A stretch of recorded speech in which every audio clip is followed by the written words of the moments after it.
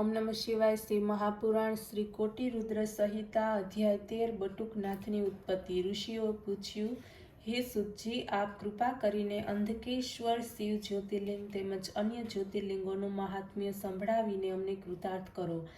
સુતજી બોલ્યા, હે ઋષિઓ સાંભળો। પૂર્વ સમયમાં અંધક નામનો એક દાનવ થયો હતો, જે જમીનમાં કોઈ ખાડામાં રહેતો હતો। તે ઘણો જ બળવાન હતો। તેણે પોતાના બળ તેમજ પરાક્રમથી સમગ્ર વિશ્વને આધીન કર્યું હતું। એના પરિણામે જગત દુઃખી હતું। દેવતાઓએ અત્યંત દુઃખી થઈને ભગવાન શંકરની અનેક પ્રકારની પ્રાર્થનાઓ કરીને પ્રસન્ન કરવાનો પ્રયાસ કર્યો। પોતાનું દુઃખ સંભળાવ્યું ત્યારે ભગવાન શંકર દેવતાઓને વિશ્વાસ આપતા બોલ્યા કે હે દેવતાઓ, હું જરૂર તમને પીડા કરનાર એ દાનવના સંહારનું કાર્ય કરીશ। તમે લોકો પોતપોતાની સેના લઈને એની સાથે યુદ્ધ કરવા માટે પ્રસ્થાન કરો। હું તમારી પાછળ આવી રહ્યો છું। મારા ગણ પણ મારી સાથે હશે। આ સાંભળીને દેવતા શિવની આજ્ઞાથી પોતાની સેનાઓને સમજાવીને એના નિવાસસ્થાન ઉપર પહોંચ્યા। દેવતાઓને આવેલા જાણીને તે દાનવ ખાડામાંથી બહાર નીકળ્યો। દેવતાઓએ તેની સાથે ભયંકર યુદ્ધ કર્યું, જેના લીધે તે અંધકેશ્વર શુદ્ધથી પીડિત થઈ ગયો। વળી પાછો ખાડામાં છુપાયો। ત્યારે શિવજીએ ત્યાં જ તેના શરીર ઉપર ત્રિશૂળનો બરાબર વાર કર્યો।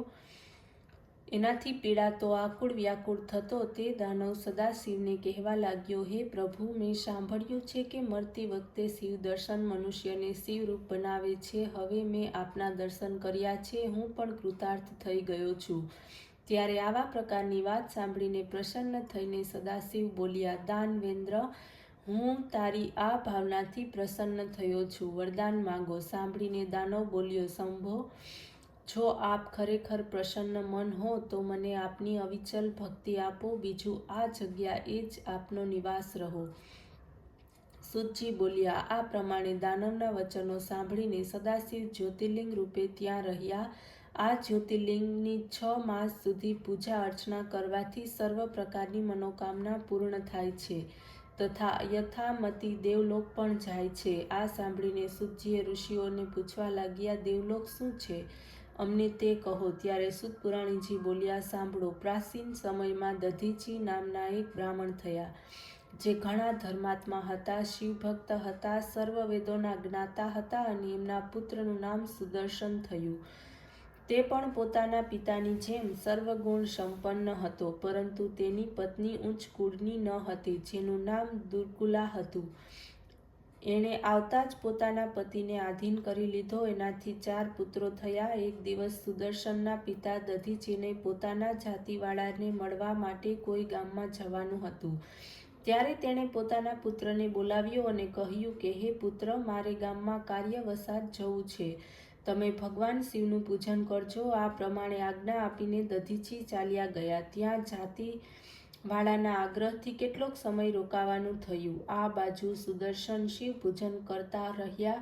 કેટલોક સમય વીતી જતા શિવરાત્રિનું પર્વ આવ્યું। આ પવિત્ર પર્વના દિવસે સ્ત્રી પુરુષો ઉપવાસ કરે છે। સુદર્શને પણ એ દિવસે ભગવાન શંકરનું વિધિપૂર્વક પૂજન કર્યું અને એને ઘેર જવું પડ્યું। ત્યાં એણે પત્નીને કામવશ કરી લીધો, જેનાથી એની પત્ની સાથે કામવિલાસ સુધી વગર જ શિવ મંદિરમાં પહોંચીને શિવજીનું પૂજન કરવા લાગ્યો। ભગવાન શંકર તો અંતર્યામી છે। અપ્રસન્ન થઈને તે બોલ્યા, હે અજ્ઞાની મૂર્ખ, આજે શિવરાત્રિનું મહાપર્વ છે। આવા પર્વના દિવસે તે સ્ત્રી વિલાસ કરીને અશુદ્ધિપૂર્વક મારું પૂજન કર્યું છે, એટલા માટે હું શ્રાપ આપું છું કે તું મૂર્ખ થઈ જા। સુતજી બોલ્યા, આ રીતે ભગવાન શંકરના શાપ દ્વારા તે સુદર્શન પાગલના જેવો જળમણી થઈ ગયો। આ પ્રમાણે કેટલોક સમય વીતી જતા એના પિતા દધીચી પોતાના ઘેર પાછા આવ્યા। એમને બધી જ ખબર પડી। તે ઘણા જ પસ્તાતા બોલ્યા, એણે તો પોતાના કાર્ય દ્વારા અનુચિત કાર્ય કરીને સારા કુળનો સર્વનાશ કરી દીધો। હવે શું થાય? ત્યારે વિચાર કરતા જગદંબા પાર્વતીની આરાધનાનો આરંભ કર્યો। ત્યારે દધીચીના વિધિપૂર્વકના પૂજન આરાધનથી જગદંબા ગિરિજા સંતોષ પામ્યા। ત્યારે દધીચીની પ્રાર્થનાને અંબાજીએ ભગવાન શંકરના ચરણારવિંદમાં દધીશી પુત્ર સુદર્શનને બેસાડતા એમણે પ્રાર્થના કરી, હે સ્વામી, આ સુદર્શન તો મારો જ પુત્ર છે. એમ કહીને એને નવી જનોઈ પહેરાવીને 16 અક્ષરવાળી શિવ ગાયત્રી મંત્રની દીક્ષા આપી. ત્યારે માતેશ્વરી ગિરિજાની કૃપાથી સુદર્શને મંત્રોના ઉચ્ચારણ દ્વારા 16 શિવ પૂજન કર્યું. આ પ્રકારના પૂજનથી સદાશિવ પ્રસન્ન થઈ ગયા અને સુદર્શનને કહેવા લાગ્યા કે, હે વત્સ, હવે હું તારા ઉપર અત્યંત પ્રસન્ન છું. મારી તારા ઉપર પૂર્ણ કૃપા છે. મને સમર્પણ કરેલા ધન, ધાન્ય, ઘી, તેલ વગેરે સર્વ પદાર્થો તારા માટે જ છે. આ સર્વનો ઉપયોગ તમે કરી શકશો.